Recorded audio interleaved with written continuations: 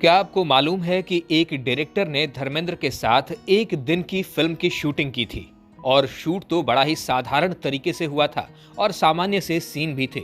लेकिन जब वो फिल्म बनकर रिलीज हुई तो दर्शकों ने जो देखा वो सबको चौंका देने वाला था। धर्मेंद्र के साथ एक डायरेक्टर ने धोखा किया था और धोखे से एक आपत्तिजनक सीन शूट कर लिया था। और तो और ये फिल्म सबसे पहले पंजाब में रिलीज हुई थी और जब वहां दर्शकों ने, धर्मेंद्र के फैन ने उस सीन को देखा तो वो बौखला गए थे। और फिर धर्मेंद्र के प्यारे बेटे सनी देओल ने उस डायरेक्टर को अपने ऑफिस पर बुलाकर उसकी जमकर धुलाई कर दी।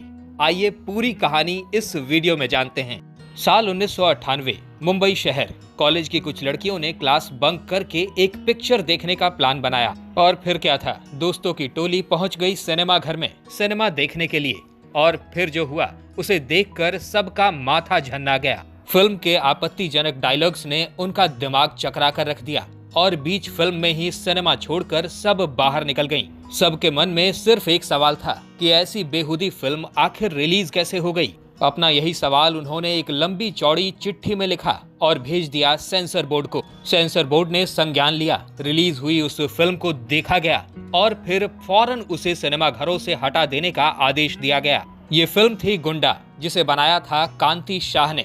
सेंसर बोर्ड ने कांति शाह के खिलाफ कार्रवाई करने का फैसला भी किया। इसके पीछे की वजह थी कांति शाह की होशियारी। दरअसल किसी भी फिल्म के रिलीज से पहले उसे सर्टिफिकेशन के लिए सेंसर बोर्ड के पास भेजा जाता है, ताकि सेंसर बोर्ड उस फिल्म को देखने के बाद ये बता सके कि इस फिल्म को अडल्ट कैटेगरी में रखना है या फिर यूनिवर्सल कैटेगरी में। अगर सेंसर बोर्ड को उस फिल्म के किसी हिस्से से आपत्ति हो तो बोर्ड उसे हटाने या फिर उसमें फेरबदल करने को भी कह सकता है। इसी प्रोसेस को फॉलो करते हुए कांति शाह ने भी गुंडा फिल्म की सीडी सेंसर बोर्ड को भेज दी। सेंसर बोर्ड ने इस फिल्म को देखा और इस फिल्म में 40 कट लगाने को कहा। बोर्ड ने यह भी कहा कि जब ये सारे कट्स लग जाएंगे इसके बाद ही इस फिल्म को अडल्ट सर्टिफिकेट दिया जाएगा। कांति शाह मान गए, मामला निपट गया। लेकिन अभी कांड होना तो बाकी था। उन्होंने फिल्म के कट्स वाली कॉपी की जगह ओरिजिनल कॉपी ही रिलीज कर दी। वो कॉपी जिसके कफन चोर नेता और हसीना का पसीना जैसे शब्द और बच्चे को हवा में उछालने जैसे सीन्स पर बोर्ड ने ऐतराज जताया था।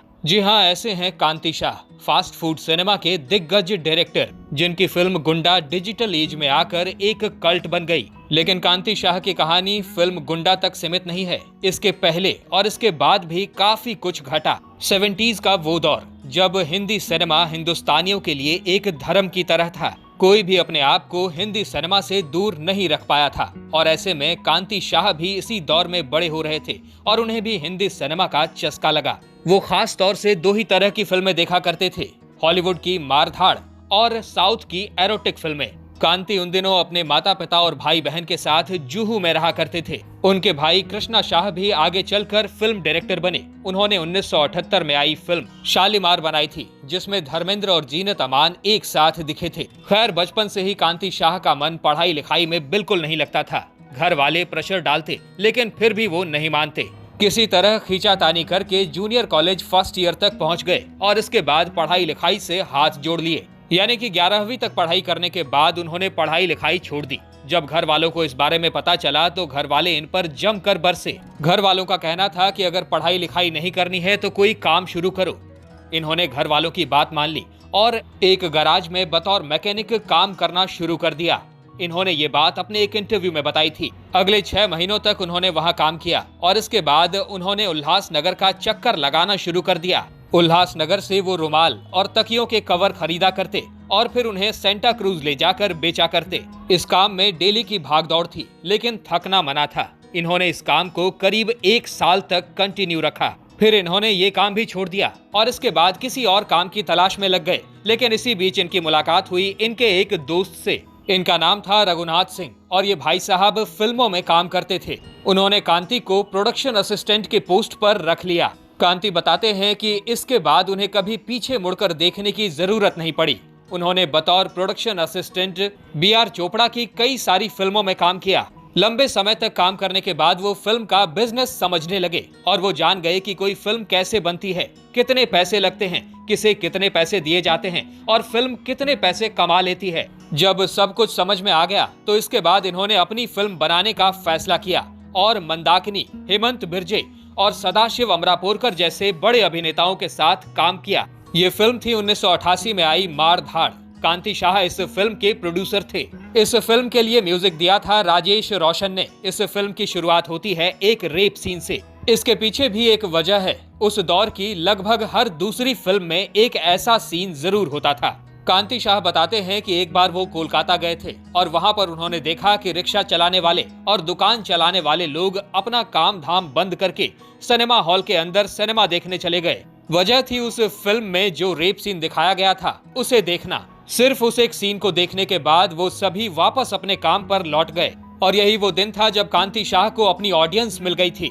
कांति शाह ने फैसला किया कि वो अपनी फिल्मों में इस तरह के सीन्स का ज्यादा से ज्यादा इस्तेमाल करेंगे। मार धाड़ कोई बहुत ब्लॉकबस्टर फिल्म तो नहीं थी, लेकिन इस फिल्म ने कांति शाह को बहुत अच्छा पैसा बनाकर दिया। कांति ने आगे अपनी फिल्मोग्राफी गांवों में रहने वालों और छोटे शहरों में रहने वाली ऑडियंस को डेडिकेट कर दी। वो इस बात को पूरी तरह समझ चुके थे कि जैसी फिल्में वो बनाने वाले हैं उसे शहरों में रहने वाली ऑडियंस एक्सेप्ट नहीं करेगी। उनकी अगली फिल्म थी गंगा जमुना की ललकार, जिसे कांति शाह ने खुद ही डायरेक्ट भी किया। रामसे ब्रदर्स की तरह ही कांति शाह भी प्रॉफिट ओनली मॉडल पर चलते, यानी कि 25 से 50 लाख के बीच के बजट की फिल्में बनाते और अच्छा मुनाफा कमाकर ले जाते। वो अपनी स्क्रिप्ट पर ज्यादा मेहनत नहीं किया करते थे। वो एक्टर्स को वन लाइनर डायलॉग्स दिया करते थे और उनके डायलॉग राइटर बशीर बब्बर, जो कि उनके सेट पर ही रहा करते थे और वहीं इंस्टेंट डायलॉग्स लिखा करते थे। कांति शाह की इसी अप्रोच ने उनके सिनेमा को फास्ट सिनेमा का टैग दे दिया, यानी कि बनाने में ज्यादा समय नहीं लगता था और ऑडियंस उसे तुरंत कंज्यूम भी कर लेती थी। जिस समय कांति शाह ने फिल्में बनानी शुरू की, उसी दौर में एक और बड़ी घटना घटी थी। मिथुन चक्रवर्ती यूनिवर्स का उदय हुआ। बताया जाता है कि लेट 80s में मिथुन चक्रवर्ती ने मुंबई छोड़ दिया था। अपना पूरा बोरिया बिस्तर बांधकर वो मुंबई से ऊटी शिफ्ट हो गए थे। इसके पीछे की कई सारी कहानियां कही जाती रही हैं। कोई कहता है कि मिथुन चक्रवर्ती को उस दौरान लगातार अंडरवर्ल्ड से धमकियां मिलनी शुरू हो गई थी, तो कोई कहता है कि ये उनकी कोई पर्सनल वजह थी। खैर, ऊटी जाकर मिथुन चक्रवर्ती ने एक होटल खरीद लिया और उस होटल में फिल्म की शूटिंग्स अक्सर हुआ करती थी। वहां शूट करने की शर्त ये थी कि फिल्म का पूरा क्रू उस होटल में रहेगा और इसके बदले में पर डे के 1 लाख रुपए देने होंगे। कॉस्ट कटिंग के लिए फिल्म मेकर्स ऊटी आकर शूट करने लगे। कांति शाह ने भी यही फॉर्मूला अपनाया। उन्होंने अपनी फिल्में रंगबाज, लोहा और गुंडा जैसी फिल्मों की शूटिंग यहीं इसी लोकेशन पर आकर की। अब वो किस्सा सुनाते हैं जो सबसे ज्यादा रोचक है, और ये किस्सा या तो आपने कभी सुना होगा या नहीं तो इसका कोई और वर्जन जरूर सुना होगा। हुआ यूं कि कांति शाह ने एक बार धर्मेंद्र को फिल्म की शूटिंग के लिए बुलाया। कांति शाह ने कहा कि 1 दिन का शूट है, पैसा भी अच्छा खासा मिलेगा और किरदार कुछ ऐसा है कि आपके किरदार को हार्ट अटैक आता है। धर्मेंद्र ने आकर इसकी शूटिंग कंप्लीट की और इस बात को भूल भी गए। लेकिन इसके कुछ समय बाद ये फिल्म रिलीज हुई और सबसे पहले पंजाब में रिलीज हुई। जब धर्मेंद्र के फैंस ने ये फिल्म देखी तो सब हैरान रह गए, क्योंकि इस फिल्म में धर्मेंद्र बेड पर लेटे ऑर्गेज़म का आनंद ले रहे थे।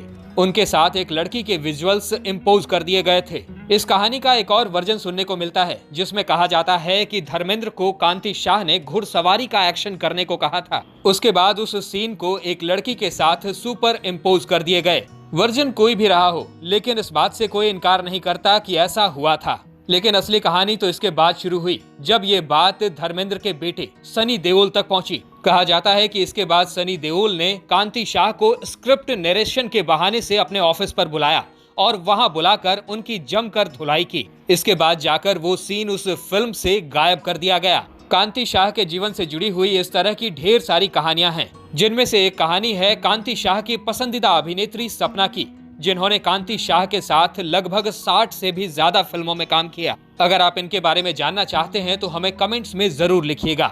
वीडियो पसंद आई हो तो इसे लाइक करिएगा, और अगर आप हमारे चैनल वारिधि मंथन पर नए हैं तो इसे सब्सक्राइब करके बेल आइकन दबाना बिल्कुल मत भूलिएगा। वीडियो में अब तक बने रहने के लिए आपका बहुत बहुत शुक्रिया।